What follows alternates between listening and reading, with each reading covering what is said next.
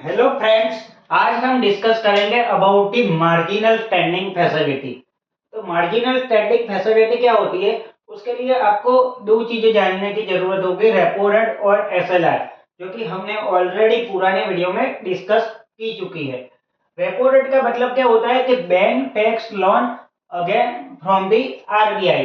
Bank RBI के पास से जो लोन लेती है उस समय आरबीआई जो इंटरेस्ट रेट चार्ज करता है उसे बोलते हैं रेपो रेट। तो हाल की तारीख में रेपो रेट 6.5% है। Next thing, bank also have to maintain the SLR drops. SLR drops में क्या होता है कि उनको कैश में, गोल्ड में या फिर गवर्नमेंट सिक्योरिटी में पैसे इन्वेस्ट करने होते हैं, मतलब कि लिक्विड फॉर्म में पैसे रखने पड़ते हैं। हाल के डेट में एसएलआर 18.5% है।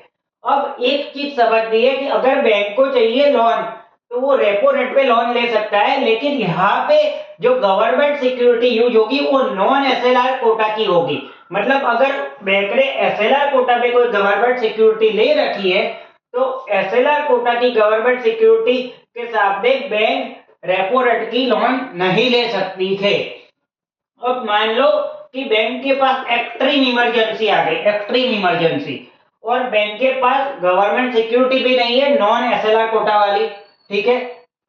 बैंक के पास डबल एसएलआर वाला कोटा वाली गवर्नमेंट सिक्योरिटी नहीं है, तो बैंक क्या करेगी? क्या बैंक को आरबीआई के पास से एसएलआर कोटा की गवर्नमेंट सिक्योरिटी पे लोन मिलेगा? Answer is yes.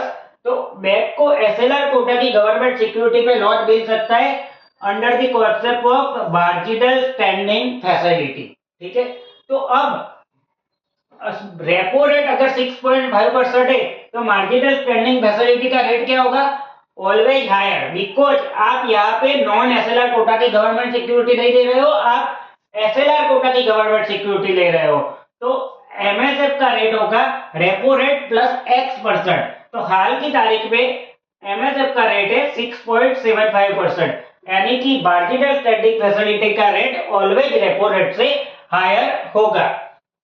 Next thing is maximum amount SLR, मतलब मार्जिनल स्टैंडिंग फैसिलिटी में से कितनी आप ले सकते हो।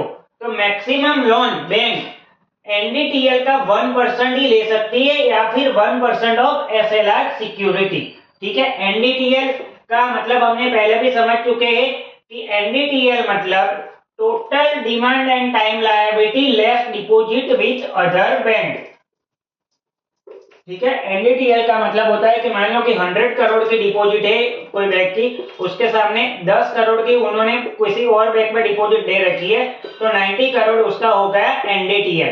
तो maximum loan amount will be 1% of NDTL only. और मिनिमम लोन अमाउंट क्या होती है?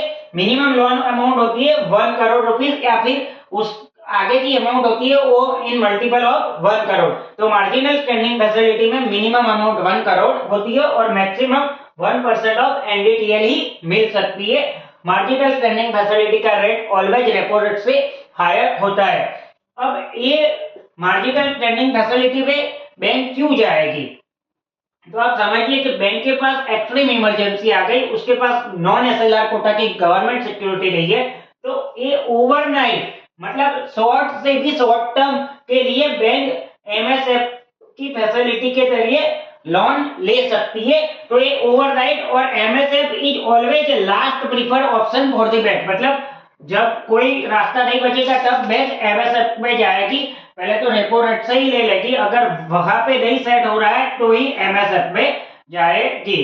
अब एक चीज और समझते हैं कि एमएसएफ से बैंक ने अगर लोन ली तो होगा क्या? एमएसएफ से बैंक ने लोन ली तो बैंक के पास पैसे आए, बैंक के पास पैसे आए तो बैंक ने कस्टमर को लोन दी, कस्टमर को लोन दी मतलब इकोनॉमी पे पैसे आए, इकोनॉमी पे पैसे आए मतलब डिमांड बढ़ेगी, डिमांड बढ़ेगी तो इन्फ्लेशन भी बढ़ सकता है। तो एमएसएफ, अगर एमएसएफ के तहत जितने ज्यादा लोन जाती है उतनी ज्यादा लिक्विडिटी मार्केट में बढ़ेगी। So I hope you will understand what is the concept of MSF. Thank you very much.